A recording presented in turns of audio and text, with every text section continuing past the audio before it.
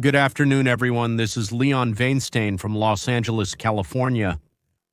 We have already discussed all the main topics of the past week, but behind the scenes, there are often many things happening that affect our lives just as much as the main events of the day. Today, we will talk about the ban on entry to the United States for representatives of 12 countries, most of which are Muslim countries. Let's talk about fellow travelers who seem to be going with you, seem to be in step, seem to be heading in the same direction, but then it turns out they have completely different goals. Let's talk about the Logan Act, the possible arrest of Senator Graham, and also the latest news from the battlefield between Trump and Musk.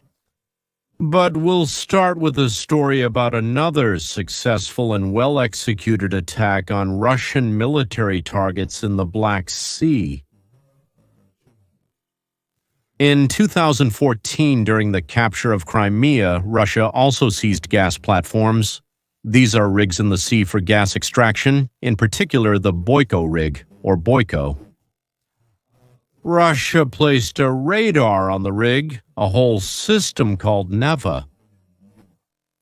And in June 2022, Ukrainian forces tried to attack several gas platforms in the sea with missiles, damaged some things there, and temporarily stopped gas extraction. In August 2024, a Ukrainian offshore naval attack. They attacked the rig itself. And in December 2024, several more platforms were attacked with partial success. And finally, on May 19th of this year, the Security Service of Ukraine reported that a precise and effective strike was carried out by aerial and naval drones, and the platform, along with the radar installed on it, was put out of commission. At precisely 8:30 anti-meridium on May 19, 2025, the Security Service of Ukraine operator, donning first-person view goggles, received the long-awaited launch permission. A few seconds later, a Ukrainian quadcopter carrying 3 kilograms of powerful explosives began its 35-kilometer journey across the Black Sea to destroy one of the most important Russian intelligence assets, which will help Ukraine regain control over the Black Sea. The operator with the call sign Sokol was in a camouflaged bunker 35 kilometers from the target on Snake Island. His drone was a standard first-person view quadcopter with a 10-inch frame, assembled from Chinese components in a Kyiv workshop just a few days earlier.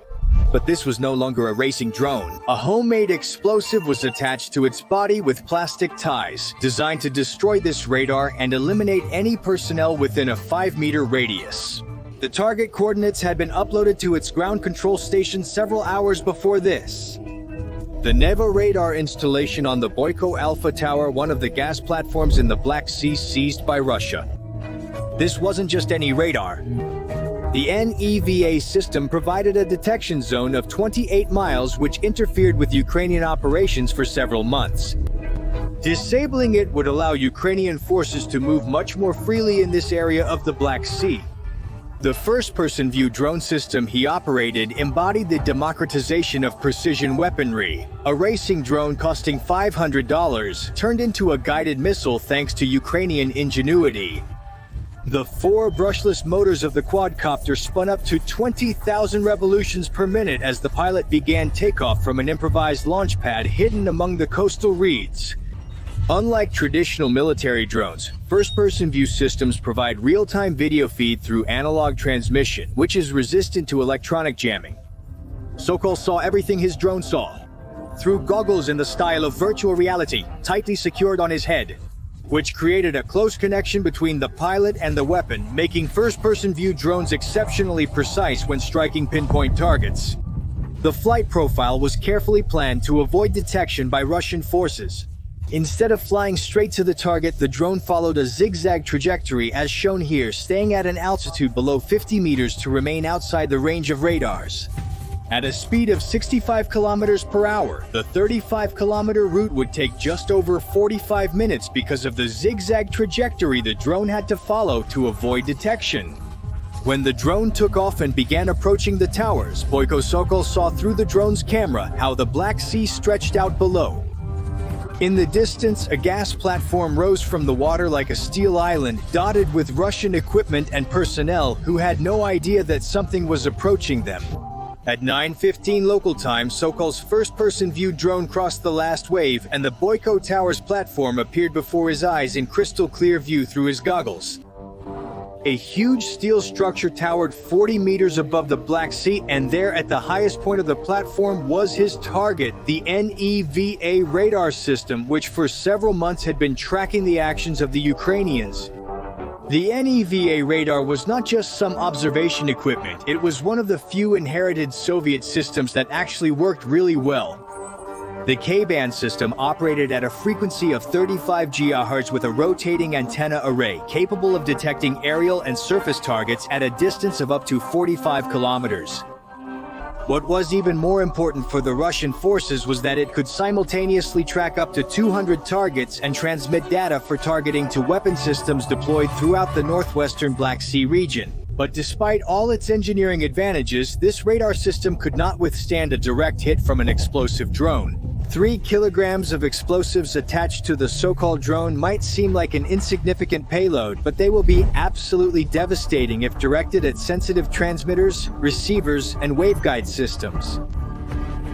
Through his goggles, Sokol saw Russian personnel moving around the lower levels of the platform, completely unaware of the threat approaching from the northeast. The NAVA radar continued to rotate methodically, with each turn coming closer to possibly detecting the approaching drone. But first-person view quadcopters have a very small radar cross-section, roughly comparable to a large seabird, which makes them practically invisible to most detection systems. Sokol started his final approach half a mile from the target. The whole beauty of first-person view systems lies in their accuracy. Unlike artillery rockets, which rely on global positioning system coordinates, first-person view drone pilots can make adjustments in real time right up to the moment of impact. Sokol could see exactly where he wanted to strike, right at the junction between the radar antenna and its control unit, at a vulnerable spot where you can inflict maximum damage to both the mechanical and electronic components. The drone's camera showed how the NEVA system was gradually filling more and more of its field of view. Soviet engineers created this system to be resistant to electronic interference and extreme weather conditions, but they never designed it to withstand a direct explosive impact. The radar's protective cover was an aluminum sheet designed to shield against salt spray and rain, not explosives traveling at 60 kilometers per hour.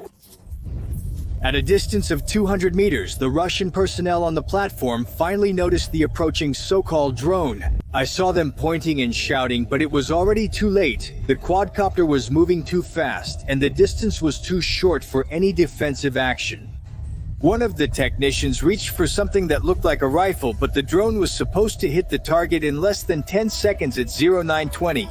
Sokol's first-person view drone struck the antenna device of the NEVA radar system with a destructive effect. The explosive device detonated instantly upon contact, scattering fragments of aluminum, steel, and electronic components all over the platform. Thus, the drone and a single pilot in funny glasses with a child's controller in his hands managed to disable it. Well, I would say such a radar and a massive part like a steel structure there, the cost, I'm sure, is in the millions. And that radar was the eyes of Russia in this part of the Black Sea.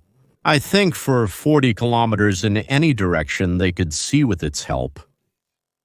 A drone that cost less than a yearly subscription to destroyed one of Russia's best intelligence capabilities. While smoke was rising over the destroyed NEVA radar station, 80 kilometers away, a much more destructive weapon was approaching the Boyko Towers. While they were dealing with the aftermath of the airstrike, another drone approached the platform from the sea. Although at the time this video was made, this is not confirmed 100%. Many suspect that it was this weapon that was heading toward the platform. The drone Sea Baby, cutting through the waves of the Black Sea, embodied the highest level of perfection in the Ukrainian naval war. The 6-meter unmanned surface vehicle, carrying almost the same ton of explosives, was heading toward the gas platform seized by Russia. Unlike the small charge in an aerial drone, this one carried in general a huge amount of explosives. A ton of explosives capable of destroying, well, a serious structure.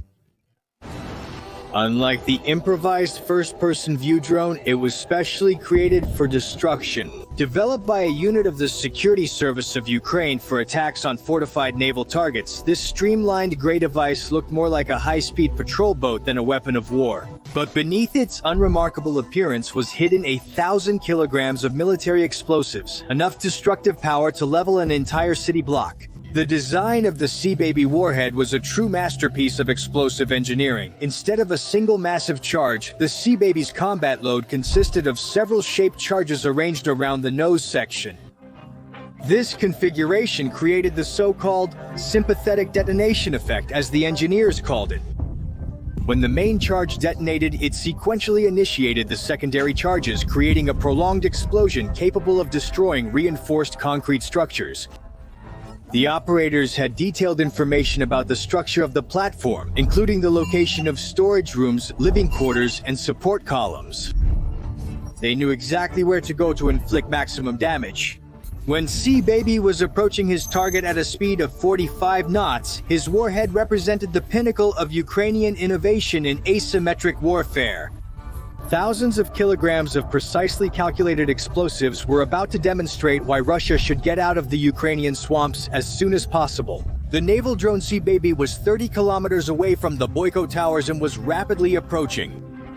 Thanks to the high-resolution camera system, the Security Service of Ukraine operators could see the gas platform growing larger on their screens, while black smoke was still rising above the destroyed Neva radar system. But their target was not the radar, which had been destroyed by a first-person view drone strike. Their task was to destroy the platform itself so that it could never again be used as a Russian military outpost. The approach trajectory was carefully calculated to catch the enemy off guard as much as possible and to minimize the chances of Russian defenses. With the destruction of the Neva radar, the Russian forces on the platform were effectively blinded to surface threats. Their only means of detection remained their own eyes and any portable radios they could use to call for backup. But help was more than 100 kilometers away from here. The Russian personnel on the platform finally noticed the approaching threat. Through the drone's camera, the Security Service of Ukraine operators saw figures running across the platform's deck and pointing toward the approaching vessel. Some grabbed rifles, others shouted into radios, but their actions were useless. Sea-Baby was already less than 5 minutes from collision, and none of the weapon systems on the platform could stop it. At 9:50, the Sea-Baby drone crashed into the main support node of the Boyko Tower with the force of a freight train. The shaped charges placed around the nose directed explosive energy straight into the platform's structural supports, creating a destructive effect that engineering textbooks describe as catastrophic structural failure. And I would just call it one hell of an explosion. Beautiful combination, right? First, a small and almost invisible drone that destroys the radar and the structures around it. The platform and Russian aviation have been blinded. While the personnel are putting out the fire and clearing the debris, a sea drone begins to move toward the platform. This time, as I already said, with a ton of explosives, and now it's already destroying this platform. Boyko was designed as an integrated system where each component supported the other. When the Sea-Baby warhead cut through the main structural connections, it triggered a chain reaction of collapse, causing the platform to fall section by section. Storage rooms filled with equipment and supplies added fuel to the growing fire when their contents ignited and exploded in secondary detonations. The platform's fuel tanks, containing diesel for generators and equipment, began to explode one after another. Each tank explosion sent new tongues of flame hundreds of meters into the air, creating a pillar of fire that could be seen from space. The column of smoke rose more than 1,000 meters into the sky, becoming a visible monument to the effectiveness of the attack. 5 minutes after the strike, Sea-Baby, the entire upper part of Boyko's tower collapsed into the sea. What was once a multi-level platform supporting Russian military operations has now turned into a twisted mass of steel and concrete sticking out of the water, like the ribs of a giant corpse. On another topic, Trump banned entry to the United States for citizens from 12 countries that do not provide the required information about travelers to the United States. You see, just 2 days ago, Just 2 days ago, President Trump signed an order that completely stops all travel from 12 countries that the Trump administration has designated as high-risk countries. Afghanistan, Myanmar, Chad, Republic of the Congo, Equatorial Guinea, Eritrea, Haiti, Iran, Libya, Somalia, Sudan, Yemen. Travel from all these countries has been completely stopped because all of them were directly connected to things like terrorism and visa fraud.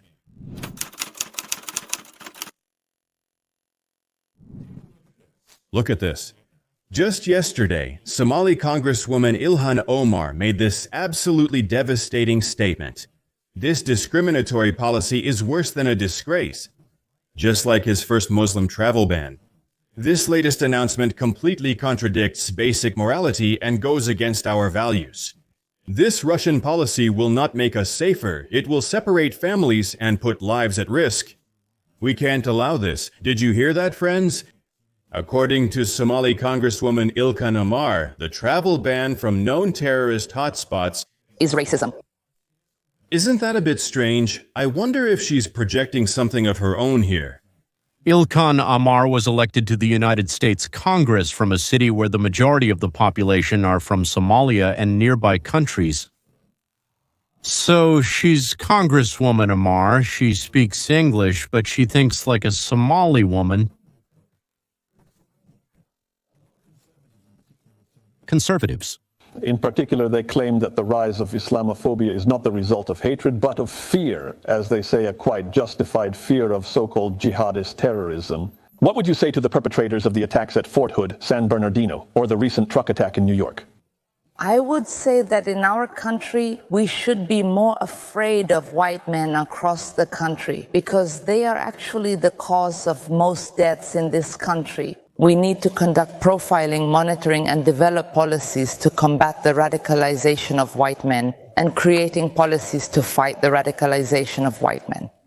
Well, we need to monitor and stop the radicalization of white men.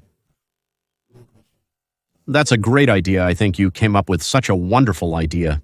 Like, Ukrainians have never read the Budapest Memorandum, just like the leftists in the United States never actually familiarized themselves with any of the laws and orders they're fighting against. I want to praise the President for introducing this extremely necessary and long overdue ban on entry from countries whose citizens we really can't vet, countries with a history of violence and terrorism. Haiti and Somalia are prime examples. Gang violence controls nearly all of Haiti, while Islamic terrorism dominates Somalia. And what does it even mean to vet someone from these countries? There are no government institutions there capable of conducting background checks or providing biographies. The left has long been spreading the lie that we can supposedly conduct background checks on illegal immigrants or people coming from dangerous countries. It's simply impossible. Think about it. What do we do with young Americans who want to join the military or work in law enforcement? They have to state where they've lived. You call the local police department, the state police, you run background checks, you make sure they're suitable for the job. In many of these countries, there are no institutions for such checks. This is a victory for common sense and America's security. Senator Congressman Dan Goldman says the reason is that they're not white. That's why Trump wants to ban them from entering and restrict them. It always amuses me when any action that the left doesn't like is immediately declared to be racism. But if the left chooses a person for study or work based on race, not knowledge and experience, as a matter of principle. So this is the classic definition of racism, but it's called reverse racism, meaning the opposite of racism, not racism itself. So it's even encouraged. That's the main thing, yes. But if you're on the left and you do this, it's considered good. But if you're on the right and you do the same, it's terrible. Yesterday, another judge intervened in Trump's order and banned the deportation of a terrorist's family. And all of them were in the country illegally, the whole family. In this case, a judge from Colorado halted the administration's attempt to deport the entire family of the alleged attacker, his wife and children aged from 4 to 18. Let me just read to you, Scott, and then you can respond what the family's lawyers said. To punish people, including children as young as 4, for the alleged actions of their relatives is a sign of medieval justice systems or police dictatorships, not democracy. This family is in the country legally. Honestly, I'm not sure. No, yes, not sure, yes. And it's obvious that there is extreme radicalism in this family, which has now led to the literal burning of American citizens in the streets of this country. This is clearly domestic terrorism. And once again, we see how a single district court judge intervenes to try to prevent the Commander-in-Chief of the United States from protecting Americans from an obvious surge of radicalism. First of all, secondly, regarding the entry ban, he has a valid reason. These countries do not screen people. They do not share information about people coming from these countries. By the way, what unites all of them is that the governments of these countries are essentially failed states. They do not function, and that's why people overstay their visas. All these countries create huge problems for our government when it tries to find out who is coming here, why, for how long, and what they will do once they are here. Our country has realized how badly the visa system is being abused. If you have a visa, you don't have permanent residency rights, you are a guest in this country. And we've already seen how some of our guests turn against real Americans. And this must stop. I showed you the speech of the brilliant journalist Scott James, who, out of 6 participants in the discussion, was the only one who said, "They are here illegally, they shouldn't be here, they need to be deported." The others thought that this was racism and Islamophobia. The discussion continues about the trip to Ukraine by Senators Graham and Blumenthal. Not counting the $800,000 they spent for one night in a hotel in Kyiv, they took 2 rooms, not 1. No one can understand what they paid so much for. They also said a lot of other things while being there.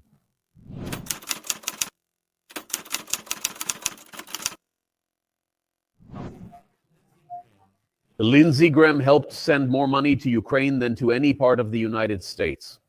He barely said a word when your neighbor in North Carolina had problems.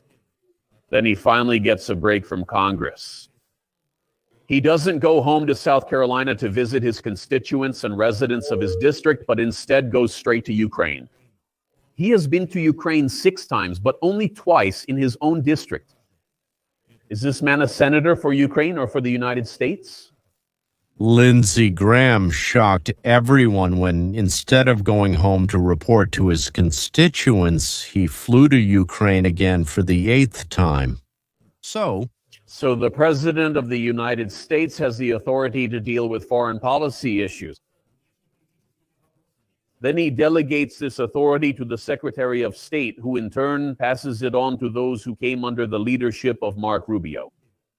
But now we have Lindsey Graham, who threatens China, threatens Russia, says that we should bomb Russia to the ground, that we should impose a 500% tariff against them. He holds these private, closed-door negotiations behind the scenes, which really concerns me, especially because he should be caring about South Carolina and America, but all his attention, it seems, is focused on the people of Ukraine.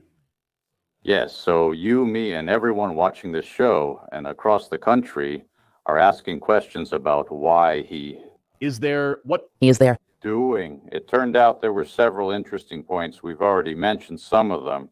He is there to cover up the tracks, destroy documents, and hide past financial activities with Zelensky because he knows he is under investigation. And all of this will come to light soon. So what will we actually find out? Larry Johnson, a former CIA officer, raised this question, saying it would be investigated. And probably soon we'll see a lot of news about how he benefited financially from his dealings with Ukraine. And of course, he's Another last name. the warmonger, so he tries to ignite conflict. He is at the end of his career as a United States Senator, and as you know, I am participating in a campaign against him. And now he shows up with money at the last moment again, it seems. So we're all tired of this. And this raises a question about Logan's Law, because he's not allowed to make such deals there. He's not in a position to do that. And I'm waiting for President Trump and his team to do something to bring him home and get him out of there, before he starts World War III. Graham is known as the senator who always calls for war. Always. In any case, his answer is war. By the way, I heard something new. Grandma has started an investigation into, well, as they said, so to speak, unexplained enrichment, about which we should, quote, hear a lot very soon. That's what we were told, so to speak, and also supposedly Leslie. The second thing I heard, which was unexpected for me, is about Leslie. Graham flew to Ukraine to burn papers and cover up the traces. I'm not sure what this conversation is about or if it's true. As they say, we'll see. He spent over $400,000 in just a couple of days at the hotel, but he also approved his own trip there and approved his own compensations. I mean, if this guy is so loved and useful to Zelensky and the Ukrainian people, why shouldn't they pay him? Why? Why is it hundreds of thousands of dollars per night from taxpayers' money? And why, just a couple of days after being in Ukraine and making statements, do we need to strike Russia? They are carrying out this top secret operation during which they destroy military equipment worth $7 billion and blow up the bridge from Russia to Crimea. In my opinion, all of this should be investigated. Do you see, isn't that an interesting coincidence? So was Graham talking to Zelensky about something? Graham said after talking to Zelensky that it's time to strike Russia. 48 hours later, Ukraine struck. If there is a connection between these events, then Graham will be prosecuted under the Logan Act in the United States. I told you about him yesterday. No one has the right to interfere in the foreign relations of the United States with other countries unless he is appointed by the president, officially appointed by the president. If I'm not mistaken, you can get up to 4 years for that here. Allow me to say a few words about Senator Gremy. Actually, in the next couple of months, there will be news about how he received financial benefits from money that came from Ukraine, was laundered through Latvia, and eventually ended up in his bank account. And we're talking about significant amounts of money. The Ministry of Justice is looking into this matter. That was just said by a former high-ranking CIA officer. People usually don't lie, but they might not tell the whole truth.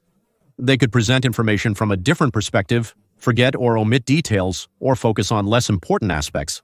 But to lie like that, to really lie, they don't do that. This was said in general by a fairly high-ranking CIA officer, a former one. He doesn't work there anymore, and they're CIA people. They usually don't lie. That is, in the business, they usually don't lie. To embellish, to add something like that, to make something up, not to tell the whole story. But if they claim something, then in essence, that's usually how it is.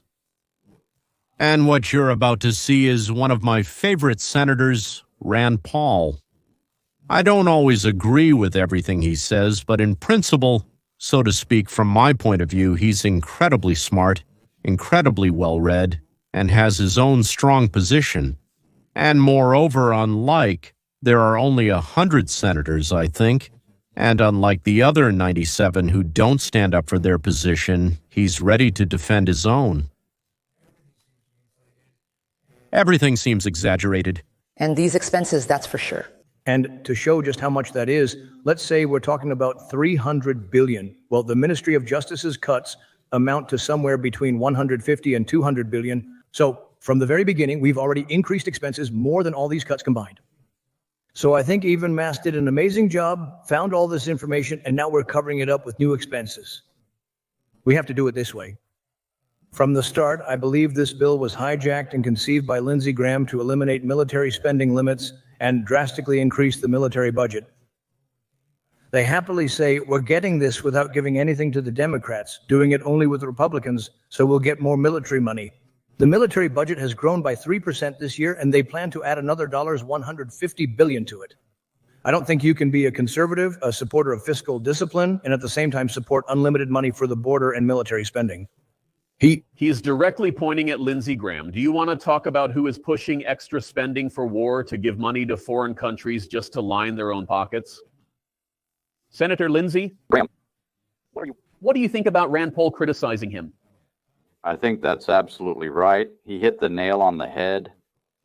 And if we have a reduction, 3 minus 2 is still 1. So that's still a third more spending according to this arithmetic. And all this goes back to Zelensky, goes to foreign aid, to OZIT, which Lindsey led and on whose board he served. This is very corrupt. It raises suspicions, and there have already been accusations. So, that's enough already. I don't understand why he's allowed to be there. He needs to be brought home, investigated, and stopped. Ukraine and Zelensky, repeatedly tied to corruption. People are weary of funding corrupt leaders. Those who advocate for more and more money are getting a cut of that money for themselves. This must be stopped. I'm trying to scroll through quickly. This is something that has been said very often and a lot over the past few months, on television, at all sorts of meetings, in letters, in articles, and so on. I don't know if what they're saying is true or not. But when a CIA officer says, "You'll see soon," even a United States senator calls another senator by name, accusing him of something, accusing him of, so to speak, soliciting funds for military expenses to help Ukraine. And he didn't forget, so to speak, he didn't forget about himself either. He says, "Come on, gentlemen, investigate or stop talking about it, or announce the results and show them to us." Unlike the troikas in the Soviet Union, in Soviet Russia once, yes, so to speak, here they explain. Then there can be an appeal to a higher court and things like that, and a lot of things can happen if you deceive. Well, okay, let's put it this way. America, the founding fathers, warned us not to get involved under any circumstances, not to get involved in European affairs. I believe it was George Washington, our first president, who gave the advice, saying, listen, trade with these nations, but don't get involved in their wars. It will harm the country. And what did we do? We practically brought America to bankruptcy by getting involved in all these different wars. This has to stop. And then you see, for example, the militarist Lindsey Graham. What is he doing? He keeps pushing even more money into the military budget. It just seems strange to me how much he wants to interfere in foreign affairs, handing out taxpayers' hard-earned money. You do have employees, right? If Trump's tax cuts are repealed, they'll all start scrambling. How am I supposed to give more money to Uncle Sam now? And then you find out that Lindsey Graham, right there in your town, is voting to send your money to Zelensky in Ukraine. It's just insulting to hardworking Americans who are forced to pay these taxes. Dear Ukrainians, this is the position of the average American. If you think the United States will keep helping you for a long time, think again. At any moment, the aid could stop. Not at all. Well, all right. And as a snack. Dear Democrats and pseudo-Republicans, you seem to change your mind every day of the week. First you say Musk controls Trump, then Trump is controlled by Putin, then Musk wants to get rid of Trump and put in another puppet. So Vance, the current Vice President, Trump, and Musk are not opponents. You misunderstood everything. They want the same thing. It's just that Musk thinks there are at least some honest and decent people in Congress and the Senate, while Trump, after his first term, knows there aren't any. Well, there aren't any. None at all. And you have to bribe all of them, even just to get them to do something really important, something truly useful for the country. I'm talking about the bill that Trump calls big and beautiful, or big and wonderful, I don't know. And Musk thinks that a lot more needs to be cut out of it, which will actually lead to a loss of support in the Senate and in Congress. But he's a romantic. Well, he doesn't have a very severe autism, but he does have autism. He can't understand some things. How is that? But that's not right, so why are you doing it if it's not right? The bill would become even better if it was done the way Musk wants, but it won't be accepted. That's what, from my point of view, the impatient Musk doesn't want to understand. He can't. I don't know, I'm not a doctor, not a psychologist, not a psychotherapist with all that entails. He just doesn't want to understand, that's all, or maybe he can't, that's all. He demands it right away and precisely as it ought to be. I absolutely agree with him, it's just that it doesn't work that way. In political democracy, you should be glad if it doesn't die and leads to some, not all, of the positive results you wanted. Slowly, but somewhere. Look, we keep talking about how the leftists, the socialists, the progressives, I don't know, the liberals and so on, went into the schools 30 or 40 years ago, and look at what a brilliant result they achieved. Terrible for us, but brilliant for them.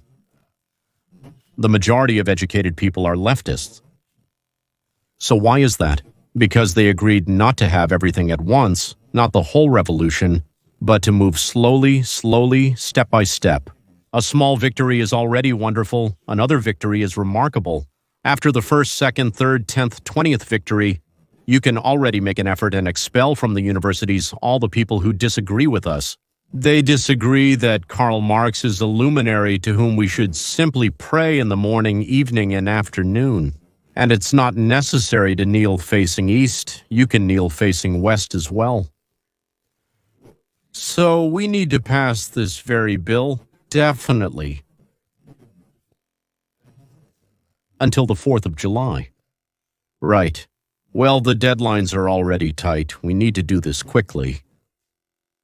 That's all, ladies and gentlemen. Watch our channel, Roadmap to Freedom. The link will be below. And there, well, it describes how you can get rid of political democracy and build something completely different. And look, once there was a book written called Capital, which in general became the foundation of several dozen countries that began to build the system described there. Terrible, right? By the way, before Marx, there was another book written, a very short one, called Common Sense by Thomas Paine, which served its purpose after people got acquainted with it and read it. It served as the foundation for the United States of America and a huge number of capitalist free market states that built democracy, political democracy. Now, there is another brilliant person, Galambus, I have already mentioned his name, who wrote,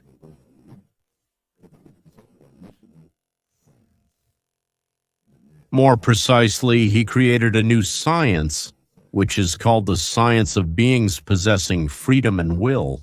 So how can this science be applied in order to build a normal society? Better than what Marx had, even better than what Paine achieved, what Paine, Shinton, Madison, Jefferson, and the like achieved. By the way, the Declaration of Independence is practically taken from this very book by Paine that I'm talking about common sense. Common sense. Well, all right, let's say goodbye then. By the way, you can find links to my videos in English, French, Portuguese, and Spanish below. There will be more languages later, but for now, goodbye and thank you very much for listening. Until next time. Subtitles created by